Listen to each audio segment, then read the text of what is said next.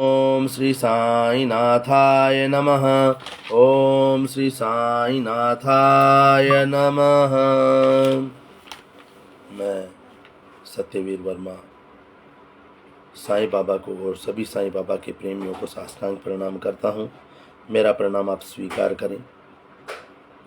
साईं प्रेमियों, आज श्री साईं सरोवर जिज्ञासा 28 का तीसरा पार्ट लेंगे, जिसमें बाबा के लिए करोड़ का कुछ महत्व है, उस पर चर्चा करेंगे। उससे पहले हम बाबा के मंत्रों का जाप करते हैं। ओम श्री दत्तात्रेयाय विद्महे श्री अत्रिपुत्राय धीमहि तन्नो श्री दत्तः प्रचोदयात्। ओम श्री शिरडीवासाय विद्महे श्री सच्चिदानंदाय धीमहि तन्नो श्री साई प्रचोदयात्। ओम श्री मांदीवासाय विद्महे श्री सच्चिदानंदाय धीमहि तन्नो श्री बाबा कुलडानाथ महाराज प्रचोदयात्। ओम सूक्ष्म शरीराय विद्महे श्री कुलदेवताय धीमहि तन्नो श्री पितृ बाबा महाराज प्रचोदयात्। ओम नमः शिवाय। शिव जी सदा सहाय। ओम नमः शिवाय। गुरु जी सदा सहाय। साईं प्रेमियों, श्री साईं सरोवर जिज्ञासा 28 का तीसरा भाग आज पारायण करेंगे। उससे पहले हम भगवान के श्री चरणों में अपनी प्रार्थना रूपी श्रद्धा सुमन अर्पित करते हैं। प्रभु से स्वीकार करें। ओम श्री साईं नाथाय नमः। श्री साईं सरोवर ग्रंथ के प्रथम चरण की 28वीं जिज्ञासा का शुभ आरंभ करने से पहले मैं गिरजानंदन गणपति जी को नमस्कार करता हूँ। विद्या की देवी सरस्वती माँ एवं माँ जगदम्बा को मैं नमस्कार करता हूँ। भगवान दत्तात्रेय के प्रत्येक स्वरूप को मैं नमस्कार करता हूँ। मेरे गुरु महाराज श्री बापू महाराज टाट को मैं नमस्कार करता हूँ। सच्चिदानंद सत्स्वरूप परम ब्रह्म परमात्मा श्री साईं बाबा को कोटि कोटि वंदन करते हुए उनके श्री चरणों में मस्तक झुकाकर मैं साष्टांग प्रणाम करता हूँ। मेरा प्रणाम स्वीकार करें और मेरे को श्री साईं सरोवर पठन वाचन का आज्ञा प्रदान करें। ये बाबा के श्री चरणों में विनम्र प्रार्थना है, वो निर्विघ्न पूरी हो। और साईं प्रेमियों, अगर मेरे से कोई त्रुटि हो जाए तो माफ़ करना बाबा, माफ़ करना संगत जी, मेरे को क्षमा कर देना। अपनी तरफ से मैं पूरी कोशिश करूंगा मैं शुद्ध वाचन करूं।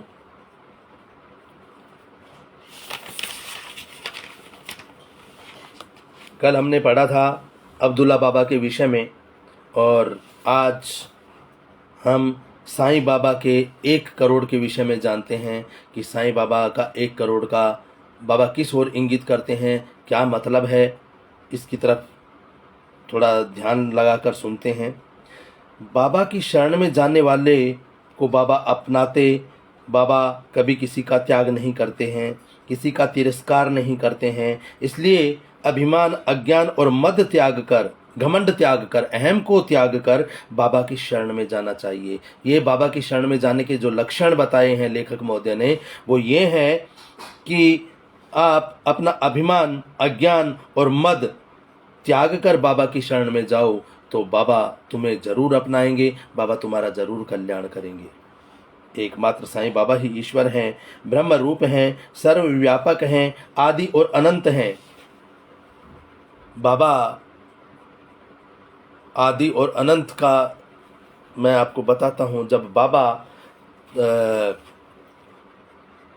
उदी बांटने के लिए जब खड़े होते थे तो एक पैर दूसरे पैर के ऊपर रख कर, जैसे भगवान कृष्ण खड़े होते हैं बांसुरी बजाने के लिए, वैसे वो खड़े हो जाते थे और अपने जो नीचे जो पैर है, पैर का जो अंगूठा है, अंगूठे का जो नाखून है, उससे वो एक गोलाकार बनाते थे और गोलाकार बना के और एक दृष्टि उस गोलाकार को देखते थे। तो ये किसी की समझ में नहीं आता था कि बाबा ऐसा क्यों करते हैं, पर मैं आपको बताता हूँ बाबा ऐसा क्यों करते थे, क्योंकि गोलाकार का आदि, मध्य और अंत कहीं नहीं होता। कहाँ मध्य होगा, कहाँ आदि होगा, कहाँ अंत होगा, कुछ नहीं पता, क्योंकि वो घूमता रहता है, घूमता रहता है। तो बाबा इंगित करते हैं, बाबा इशारा करते हैं कि ये ब्रह्मांड वर्ताकार है, गोल है। वो मैं हूँ, मेरा कोई आदि मध्य अंत नहीं है, और इसी में ही जड़ और चेतन सब कुछ समाया हुआ है। बाबा हमारी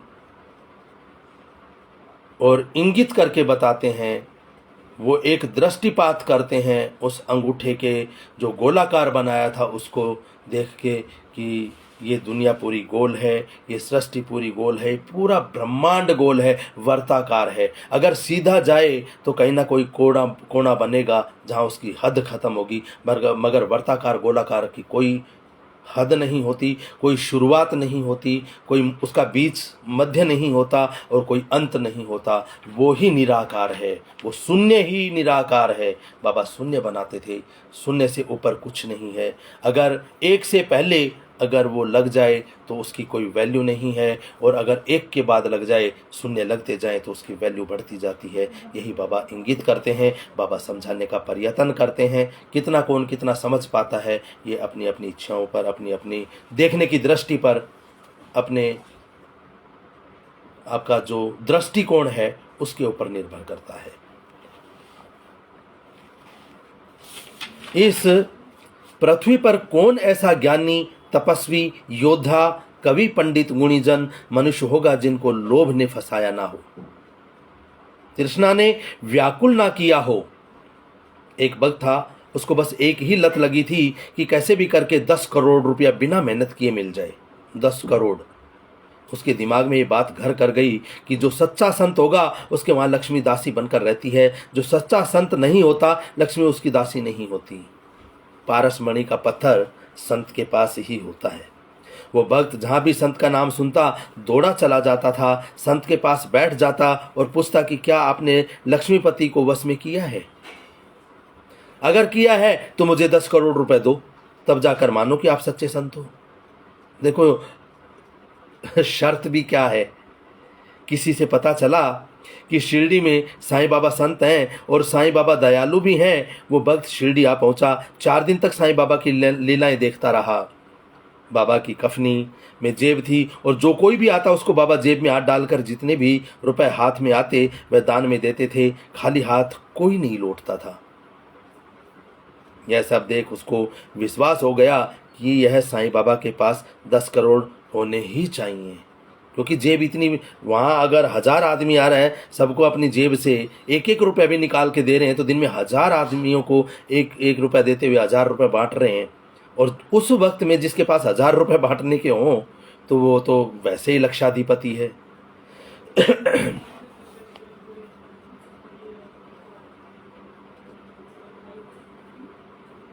बाबा दक्षिणा मांगा करते थे। एक मेरे साथ भी एक्सपीरियंस हुआ। 2 सितंबर 2023 मैं शिरडी में था। मेरा जन्मदिन होता है तो मैं बाबा के साथ मनाता हूँ। मेरी यही इच्छा होती है, बाकी बाबा की इच्छाओं पर निर्भर करता है, पर मेरी अपनी इच्छा यही होती है कि मैं मेरा जन्मदिन साईं बाबा के साथ शिरडी में मनाऊँ। मेरे साथ और भी श्रद्धालु जन थे बाबा के। हम शिरडी पहुंच गए और सवेरे बाबा के दर्शन करने के पश्चात हमने सोचा कि साईं तीर्था जाना चाहिए।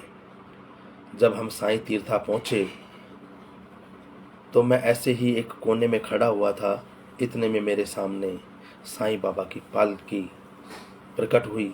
और मैं यहीं से बोल के जाता हूँ, बाबा कम से कम आपके साथ 3 लोग हों जिसे मैं पहचान सकूं कि वो आप ही हैं, और कृपा अपने स्वरूप में दर्शन दो तो बहुत अच्छी बात है। अगर अपने स्वरूप में भी दर्शन ना दो और किसी और रूप में भी दर्शन दो तो एटलीस्ट आपके साथ 3 लोग और होने चाहिए जिसे मैं पहचान सकूं कि आप ही बाबा हैं। मैं वहाँ साईं भक्तों पहुँचा तो वहाँ पालकी निकली। मैं एक कोने में जो बाबा बने हुए थे। मैं उनको देखता रहा बाबा की पालकी में। मेरी और उनकी आंखें आपस में मिली और उन्होंने मेरे को इशारे से अपने पास बुलाया। मैं उनके पास गया और मेरे रोंगटे खड़े हो गए जब बाबा ने ये वर्ड बोले कि मैं तेरा ही इंतज़ार कर रहा था, तेरा मेरा और 6 जन्मों पुराना रिश्ता है। और अपनी झोली में उन्होंने एक बार हाथ डाला तो 10 रुपये और दूसरी बार हाथ डाला तो 1 का सिक्का निकाला, वो मेरे को दिया। और लोगों से तो वो भिक्षा मांग रहे थे, परंतु उन्होंने अपनी झोली में हाथ डाल के मेरे को 11 रुपये मेरे को दिए और उन्होंने कहा कि जा ऐश कर। साईं प्रेमियों, पता नहीं बाबा कहाँ, कब और किस रूप में किसको मिल जाएं, इसलिए जो भी मिले आप प्लीज़ उनका आदर सत्कार करें।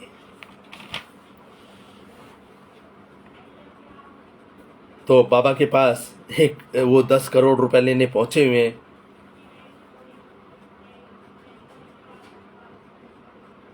वो लालची साईं बाबा के पास गया और अपनी बात की, बाबा मैं बहुत जगह पर भटक के आया हूँ, परंतु मुझे कोई सच्चा संत नहीं मिला। आप प्रतिदिन इतना दान करते हो, इसलिए मुझे विश्वास है कि आप सच्चे संत हो। आपके वहाँ लक्ष्मी दासी बनकर रहती होगी। आप मुझे मात्र 10 करोड़ रुपए दीजिए, मुझे और कुछ नहीं चाहिए। बाबा ने कहा, अरे भले आदमी, मैं खुद भिक्षा मांग कर खाता हूँ, मेरे जैसे फकीर के पास 10 करोड़ कैसे हो सकते हैं। हाँ, तुम एक काम करो, गोंदवलेकर नाम के महात्मा हैं, उनके पास जाओ, उनके वहां स्वयं राम सेवा करते हैं, तुम जो मांगोगे वह तुम्हें मिलेगा। फिर बाबा ने उसको नजदीक बुलाकर धीरे से कान में कहा, तुम्हें जो पैसा मिले उसमें से 1 करोड़ मेरे। अगर 1 करोड़ मुझे मिल जाएगा तो मैं इस फकीरी की झंझट से को भी छोड़ दूंगा। बाबा ने अब फ्री में किसी को 10 करोड़ मिल रहे हैं और बाबा कह रहे हैं कि 1 करोड़ मेरे को भी दे देना, तो मन में लालच आ जाएगा, अच्छा मांगने में जाऊंगा और तेरे को 1 करोड़ घर बैठे दे दूं। ऐसा भी लोभी और गरजवान में अक्ल नहीं होती। इसलिए गीता में कहा है, अयोगी को बुद्धि नहीं होती और अयोगी को भावना नहीं होती, ऐसी ये भावहीन को शांति नहीं होती और अशांत को सुख कहाँ से मिल सकता है। जगत में तामसी प्रकृति के लोग लोहे की गेंद जैसे होते हैं, रबड़ की गेंद नहीं, लोहे की गेंद। लगे तो बहुत बुरी लगती है, कितने भी धक्के मिले फिर भी नम्र नहीं बनते, बस अपने स्वार्थ में लगे होते हैं। लोभी भक्त ने गोंदवलेकर महाराज को ढूंढ ही निकाला और अपनी बात कही। गोंदवलेकर महाराज ने कहा, ओ इसमें कौन सी बड़ी बात है, परंतु आज देर हो गई इसलिए कल आना। चक्कर लगाओ भैया, ऐसे कोई 10 करोड़ कोई 10 रुपए ना दे, 10 करोड़ तो बहुत बड़ी बात है, तो थोड़ा चक्कर तो लगाओ। दूसरे दिन लालची भक्त महाराज के पास गया, चरण वंदना किया और महाराज के पास बैठ गया। महाराज ने पूछा, बोलो भाई किस काम के लिए आए हो। लालची भक्त ने कहा, क्यों महाराज आप भूल गए, मैंने कल 10 करोड़ रुपए चाहिए ऐसी बात कही थी। गोंदवलेकर महाराज ने कहा, अरे बस इतनी सी बात है, 10 करोड़ रुपए की है, मैं अभी व्यवस्था कर सकता हूँ, जब तक तुम कुछ दिन यहीं रुक जाओ मैं कर दूंगा, पर रुको कुछ दिन। गोंदवलेकर महाराज ने वादे कर के 1 सप्ताह निकाल दिया। लालची भक्त तो तंग हो गया, जैसे कि उसके बाप दादा ने गोंदवलेकर महाराज के अमानत रखी हो। अब तो वह उधारी वसूल कर रहा हो, उस तरीके से 10 करोड़ मांगने लगा। एक दिन तो खाना भी नहीं खाया, तब बड़ी मुश्किल से गोंदवलेकर महाराज ने खाना खिलाया था। गोंदवलेकर महाराज ने कहा, अब मैंने रुपए तैयार कर लिए हैं, लेकिन इतने सारे रुपए तुम कैसे लेके जाओगे। उसके लिए कुछ सूट केस होना चाहिए, कोई 10 करोड़, उन दिनों कोई 1000-500 के नोट तो थे नहीं, सबसे बड़ा भी नोट होता होगा तो 150 वाला नोट होता होगा, तो भाई 10 करोड़ रुपए इतने कहाँ कैसे लेके जाएगा। कुछ उसके लिए लेके आया है सामान।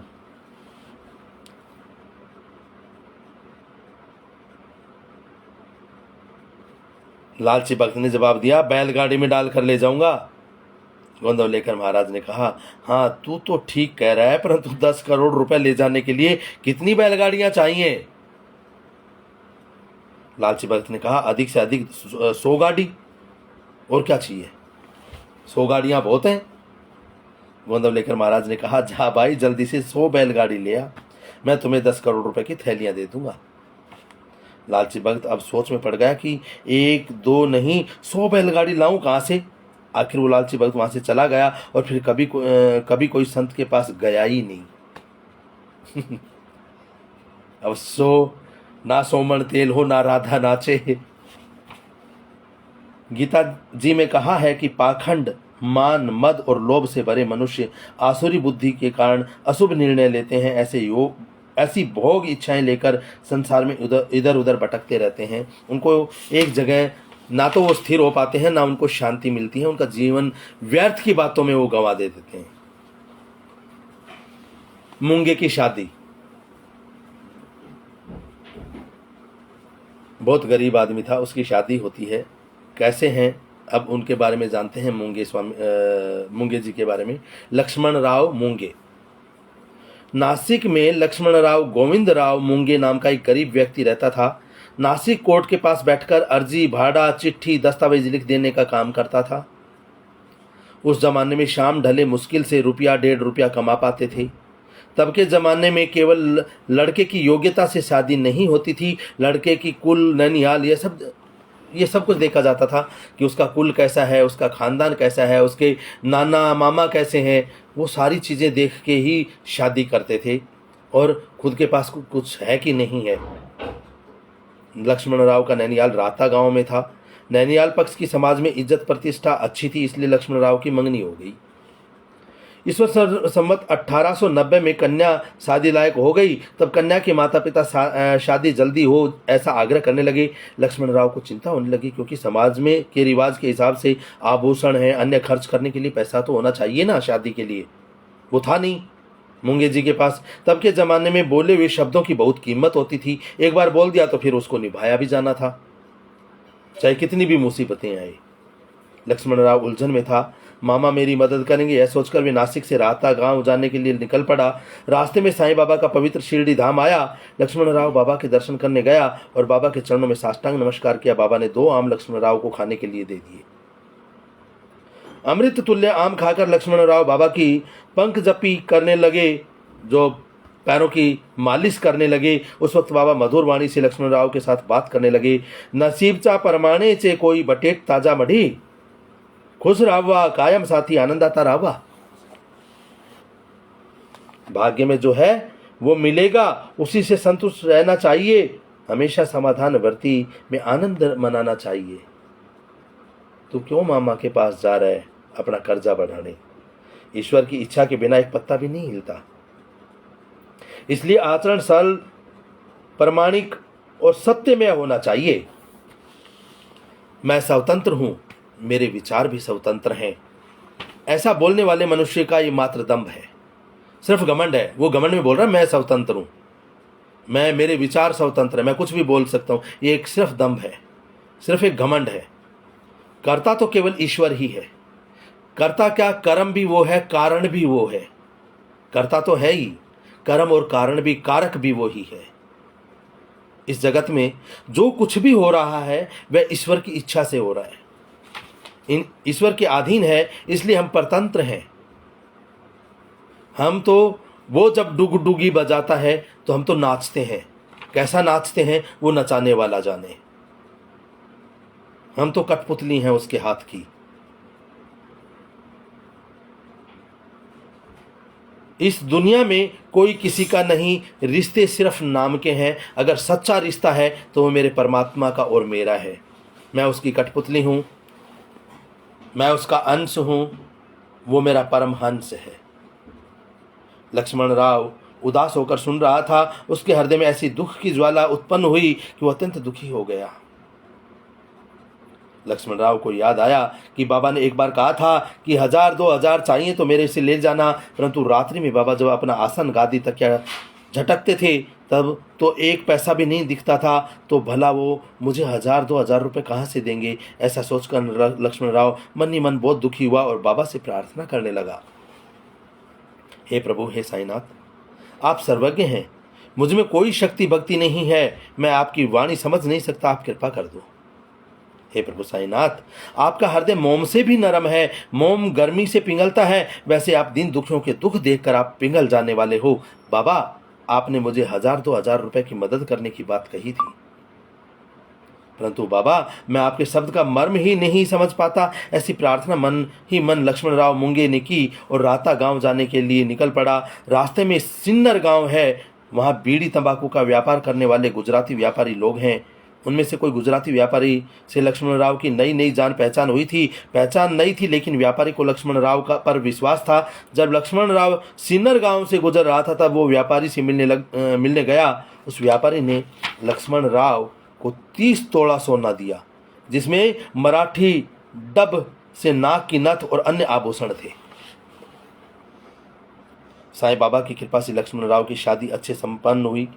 लक्ष्मण राव ने मनोमन बाबा से प्रार्थना की कि हे करुणा के सागर, मेरे अंतर की बात जानकर मेरे कार्य को सिद्ध करने वाले दयालु प्रभु, आपके चरण कमल में मैं मस्तक झुकाकर नमस्कार करता हूं। बाबा, आपने संकट के समय मेरी लाज बचाई। बाबा, आपका ऋण अदा करने के लिए मैं समर्थ नहीं हूं। बाबा, आप मुझे अगले जन्म मुझे वृक्ष बना देना, ताकि मैं आपको फल दे सकूं, आपको छांव दे सकूं और आपके चरणों की खड़ाऊं बन सकूं। आपकी धूनी में लकड़ियां बन के मैं जल सकूं और उदी बन सकूं। देखो, एक भक्त ऋण चुकाने के लिए, एक वृक्ष बनने के लिए तैयार है। अगर मैं और आप बाबा से प्रार्थना करें तो मैं और आप तो यही कहें कि हम धरती का कुबेर बने, आपकी कृपा दृष्टि बनी हो। और यहाँ पे सच्चा भगत क्या होता है, जिसको दीन दुनिया से कोई मतलब नहीं है। तूने मेरी मदद की है, मैं मेरे शरीर के चमड़े के जूते भी बना के दे दूँ तो वो कम है। वो ऐसे भक्त होते हैं, मूंगे जी जैसे, हमारे जैसे लोभी शंकालू जैसे वो 10 करोड़ के लिए आया था। शंकाएं करना, एक एक छोटी छोटी बातों को शंका ग्रसित होकर देखना, वो सिर्फ एक भक्ति का ढोंग, भक्ति का दिखावा होता है। इससे बढ़ के कुछ नहीं है। अगर सही मायने में उस परमपिता परमेश्वर की कृपा को पाना है तो सरेंडर कर देना है। जो तू करे वो तेरी लीला, तू जाने तू हंसाएगा या रुलाएगा, वो तेरी इच्छा है। आज का कौन सा एपिसोड तैयार करा है तूने, क्या दिखाना चाहता है, ये भविष्य के गर्भ में छुपा है या तू जानता है। तू क्या आज कौन सा रोल करवा रहा है, उस रोल में क्या तूने डायलॉग्स दिए हैं। तो आज का एपिसोड धीरे धीरे धीरे धीरे टेलीकास्ट हो रहा है। शाम तक, रात तक इस एपिसोड का पूर्ण समापन हो जाएगा। फिर रात का जो पहर निकलेगा उसमें सोने में उन्होंने कौन कौन से और रोल दिए हैं, सोते हुए क्या क्या सपना देखना है, सवेरे फिर उठाना है, फिर उन्होंने जो कल का एपिसोड तैयार है उसे टेलीकास्ट कर देना है, रिलीज़ कर देना है। ये रोज़ की दिनचर्या है। श्री साईं बाबा की जिन पर कृपा आती उनके संशय मिट जाते हैं। वेद पुराण कहते हैं कि प्रभु दया के बिना संत समागम मिलता ही नहीं है, बाबा का नाम कानों तक पहुंचता ही नहीं है। और अगर पहुंच भी जाए तो जैसे ये वीडियो है उसको स्किप कर दिया जाता है कि नहीं, ये फालतू की बात कर रहा होगा, छोड़ यार। और वैसे सही सोचते भी हैं लोग। आज मीडिया पे लाइव आके, बड़े बड़े चैनल्स पे आकर लोग ढोंग का ही तो प्रदर्शन करते हैं। कौन सुने, किसके पास टाइम है। परंतु हाँ, अगर यही मैं वशीकरण का और ऐसे कोई टोटके बताऊं तो शायद हज़ारों की तादाद में तो लाइक्स आ जाएंगे और लोग लग जाएंगे, क्योंकि सब सात्विक प्रवृत्ति को छोड़कर तामसिक की तरफ भागते हैं। अपना सीधा रास्ता चुनने की बजाय शॉर्टकट अपनाने की कोशिश करते हैं। तो ये आज का युग है, ये सच्चाई है। प्रभु को और प्रभु की सत्ता को कोई नहीं मानता, उसको स्वीकार नहीं करता, डर से स्वीकार करता है, डरता है। जबकि प्रभु डराने वाले कोई विलन थोड़ा ही हैं। वो तो अपने हर बच्चे से प्यार करते हैं। वो उनको तो रेस्पेक्ट चाहिए पिता वाली, पर वो देते नहीं हैं।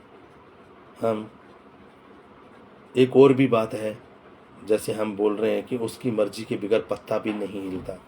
जब अगर ये बात किसी दूसरे के अवगुण देखने हो तब बोलते हैं कि हाँ पता है वो तू गलत कर रहा है, तेरे को पता है उसके कर्मों का भोग भोगना पड़ेगा, उसके मर्जी के बिना पत्ता भी नहीं हिलता, उसकी लकड़ी में आवाज़ नहीं होती, जब वो मारता है तो बहुत बुरा मारता है। मगर जब वही कर्म हम खुद करें तब पता नहीं, ऐसे सोचते हैं कि वो देख ही नहीं रहा, वो तो मंदिर में बैठा है। ये एक ही चीज़ पे, एक ही कर्म पे हमारे दो दृष्टिकोण बन जाते हैं। तो जैसा व्यवहार आप अपने साथ चाहते हैं वैसा ही व्यवहार अगर आप दूसरे के साथ करेंगे, निसंदेह आपको भक्ति करने की भी ज़रूरत नहीं है, क्योंकि भगवान ऑफ कोर्स जिसकी किस्मत में होता है कुछ, उसे भगवान ज़रूर देते हैं। मगर जो कर्म अच्छे करता है, जो कर्म करता है, तो भगवान को देना ही देना पड़ता है। तो ध्यान रखिए, अपने कर्मों पे विशेष ध्यान देना है तो परमात्मा सुन ही लेंगे। पर मंगू जी जैसे भक्त मिलना बहुत मुश्किल है, और जब ऐसे भक्त हैं तो फिर निसंदेह साईं बाबा जैसे परम दयालु, परम गुरु, परम सत्ताधारी परमेश्वर का मिलना भी फिर लाजमी है। श्री साईं बाबा की कथा लिखना, पढ़ना और सुनाना, ये सब भगवान की, श्री साईं बाबा की कृपा के बिना संभव नहीं है। इसलिए इतनी कृपा करने वाले श्री साईं बाबा के चरणों में प्रेम पूर्वक मस्तक रखकर मैं साष्टांग प्रणाम करता हूँ। इति श्री भगवान श्री साईं बाबा प्रेरित दासानुदास सेवक मगनलाल विरचित श्री साईं सरोवर ग्रंथ मध्य प्रथम चरण में चावड़ी समारोह अब्दुल्ला बाबा, बड़े बाबा, लालची भक्त और लक्ष्मण राव मूंगे की शादी नाम अंतर्गत जिज्ञासा 28वीं संपूर्ण हुई। आज श्री सद्गुरु साईनाथार्पणमस्तु। शुभम भवतु। छेदी ग्रंथि अनेक ज्ञान का दान किया, गुरु ज्ञान का दान किया, मुझ अंतर में प्रगटे सद्गुरु साईं हरि। ओम जय गुरु साईं प्रभु। साईं प्रेमियों, कल हम श्री साईं सरोवर की जो जिज्ञासा है उसका 29वां जिज्ञासा नंबर है वो पढ़ेंगे। ढेंगले के यहाँ पुत्र का जन्म हुआ है, इस में चर्चा करेंगे। बाबा अन्नकूट बनाते थे, फिर कुछ अप्पा कुलकर्णी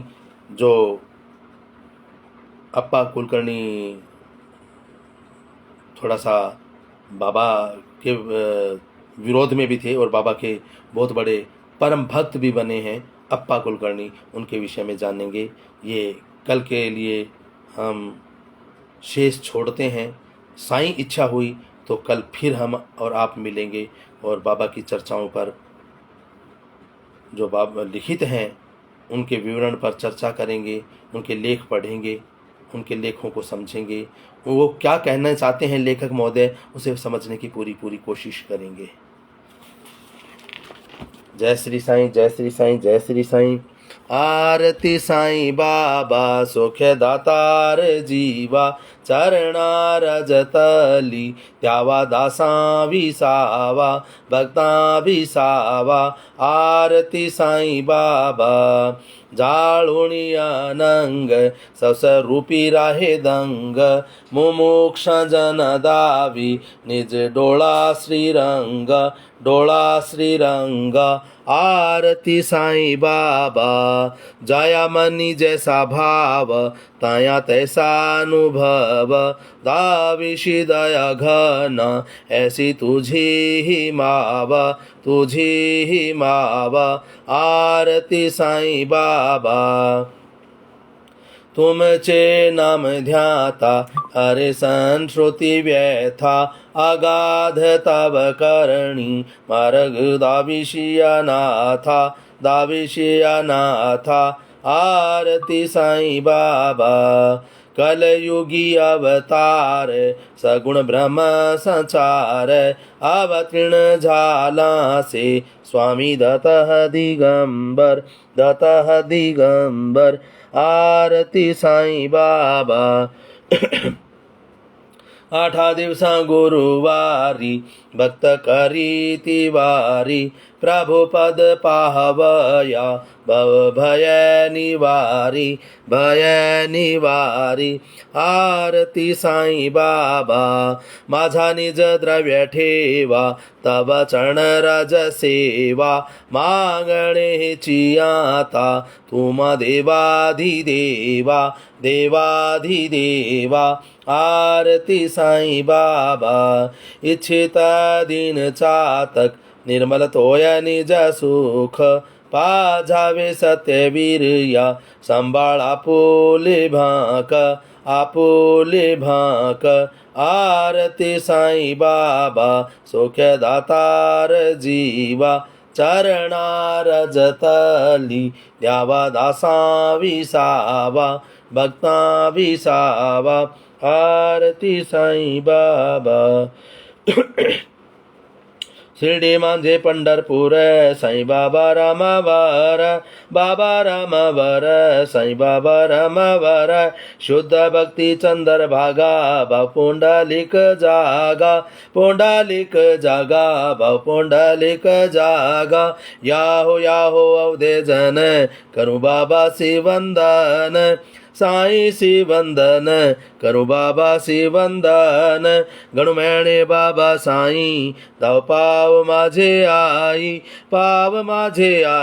धाव पाव माझे आई घाले लोटांगण मंदिर चरण डोल्यानी पाहिन रूप तुझे प्रेमे आलिंगन आनंदी पूजन भवे ओ आळिण म्हणे नमा तमेव माता च पिता तमेव बंधुश्च सखा तमेव विद्या च दृढं तमेव सर्वं मम देव कायेन वाचा मनसेन्द्रियैर्वा बुद्ध्यात्मना वा प्रकृति स्वभावात् करोमि यद्यत् सकलं परस्मै नारायणेति समर्पयामि अच्युतं केशवं राम नारायणं कृष्णं दामोदरं वासुदेवं हरिं श्रीधरं माधवं गोपिकावल्लभं जानकी नायकं रामचंद्रं भजे हरे राम राम राम हरे हरे कृष्णा कृष्णा कृष्णा हरे हरे राम राम हरे कृष्णा कृष्णा कृष्णा हरे राम राम हरे हरे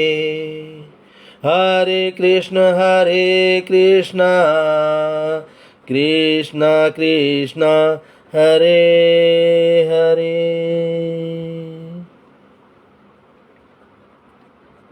जय श्री साईं जय श्री साईं जय श्री साईं।